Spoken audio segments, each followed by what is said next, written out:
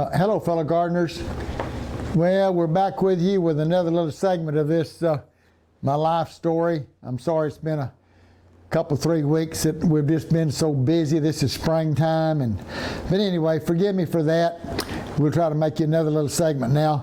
And as I was saying in the last video about it, that after I gave that Mr. Peters back the $100 bill that he gave us too much, he always came to our place and got my fish first, made sure that he loaded what I had that he could, We got to catching so many fish that he couldn't haul them all, so we'll tell you about that too. But anyway, we were catching fish, making a good living, commercial fishing. But now, when you get to the early summer in June, when school is out, actually, in middle of May, last of May, somewhere along there, when the school starts turning out and people start coming to the lake, it's time for a commercial fisherman to quit fishing because there's too many sportsmen on the lake, too many skiers and things like that. You don't want those nets out there, even though they're 4 foot underwater. Still, you don't want to do it in the summertime. The water's too hot. The fish won't live. But I want to step back a little bit and tell you, when we was having such hard times there during that winter and that spring, early spring, we were starving nearly, and my wife, she went off uptown and put her application in at a nursing home. Now, let me tell you, people back then, they had such pride and all. Most of us didn't let our wives work. I mean, it just hurt me to think my wife was going to go up there and try to go to work at a nursing home. I was the man of the house. I was supposed to be making a living. Anyway, she'd slipped up there and made the appointment and turned her application in. And I was at the house one day. She was gone to town to take the kids to school or whatever. And this nursing home called and said, is Virginia there? And I said, no, she's gone to town right now. She'll be back at the wall. I said, well, this is the nursing home. And said, we'd like for her to come in. We need her to go to work. And I said, do what? And she said, well, she come up here and made application to go to work at the nursing home here in Kingston, and we'd like for her to come in and go to work. And I said, hey, give that job to somebody else. My wife don't want that job. I said, I'll make her a living. Don't worry about that. Just cancel that out and not let her go to work. So when Virginia came home here in a couple hours, I told Virginia, I said, Virginia, nursing home called, and they want you to go to work, but I told them you didn't want the job because I was going to make you a living, and there wasn't no need of that. And she said, Leon, I need to help you make a living. I said, no, I'm your husband. Your job is to take care of the kids. My job is to make the living. So anyway, I didn't let her go to work at the nursing home, but it wasn't long till the Lord provided us. He saw that we were going to stick by keeping the Sabbath, and so he turned me loose catching fish, and we kept catching fish, making a good living there until it kind of got up to May, and then it was getting hot enough that we needed to quit for the summer. And so we quit, pulled our nets all in, washed them up, put them under the trailer house. And I had a truck that I could haul watermelons on that I had been hauling hay on in the summertime. And so I took that truck, I rented me a place there in Kingston, Oklahoma, a good little place there on the main highway coming in. Everybody had to come by this location going out to all parts of the lake. And there's 3 things they say you need to do to make it successful in a business, and that's location, location, location.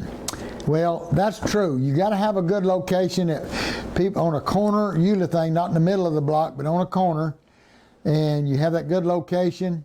I think there's other things too. I think you need to treat people nice and courteous. Say hello when they come in. Don't just ignore them, and then when they leave, tell them thank you and come back. We appreciate your business.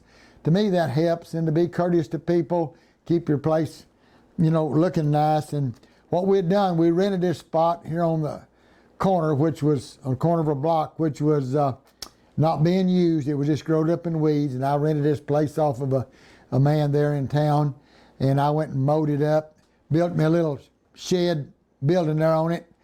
Made me about 6 of those tables out of 4x8 sheets of plywood that we tilted them towards the front so that when everything we displayed on them was shined towards the road, and we painted them white and trimmed them in red. Had a real neat little place there.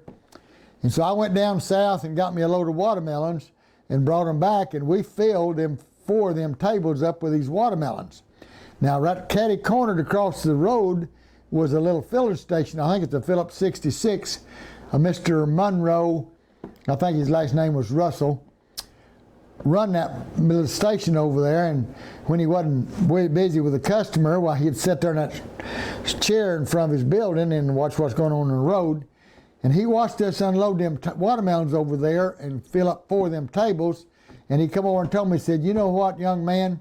Said, you've unloaded enough watermelons here that you won't sell all them watermelons in 2 months. Said, they'll go bad before you sell them. And I said, well, I got to try. This is what the Lord's impressed me to do, is put this fruit stand in. So I put that fruit stand in, and we opened up there on a Wednesday when I went down to Dallas and got some tomatoes and peaches and okra and squash and cucumbers, and we came home in cantaloupes. We came in on a Tuesday, and we filled those tables full of all that stuff, the other 2 tables, and we set the cantaloupes in baskets, and we had several baskets of cantaloupes there. And as we opened up that Wednesday morning, we set them out in front, closer to the road. The stand was probably 20 feet from the road, so we set them out closer to the highway and put out a couple of 3 little signs of prices on, like cantaloupes, 3 for $1.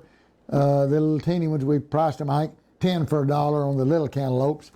And anyway, lo and behold, people started stopping and getting those watermelons and cantaloupes and tomatoes and okra and squash. And I had my wife and I there.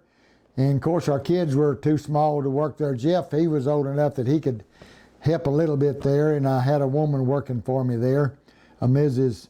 Russell, I think she was a cousin to that woman, a man across the street. But anyway, she had been helping me tie nets and all. And anyway, we had her there helping us.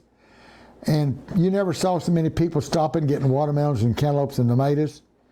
And in 3 days, that was Wednesday, Thursday, and Friday, we were out of watermelons. Of course, we closed it down on Saturday, the Sabbath. And so I had run down on Friday and got me another load of watermelons on my truck, but we didn't unload them. We left them on the truck. And then early Sunday morning before daylight, I got some kids there in town. One boy's named Eddie, I remember, and he got a couple of his friends, and they come over there about 6 o'clock and helped me fill them tables back up to get ready to open up Sunday morning at 8 o'clock. And when we opened up at 8 o'clock, there was people lined up to get those watermelons and cantaloupes again. So anyway, that's what we did every summer there. We'd run that stand. In the wintertime, we'd run the nets and catch the fish. Matter of fact, I was in Memphis, Tennessee when Dr. Martin Luther King got killed up there in Main Town. I was in another part of town about 3 miles away unloading 16,000 pounds of fish off of my truck. I remember that so well because I was just 3 miles from him when he got shot up there, and we heard about it on the radio as we was coming out of town. So I remember exactly where I was when Dr. King got shot. What a sad thing that was. Anyway, we kept running the fruit stands in the summertime and running the nets in the wintertime. And anyway, I just wanted to kind of bring you up a little bit on that. We did that for several years there in a row. We'd run them fruit stands in the summer.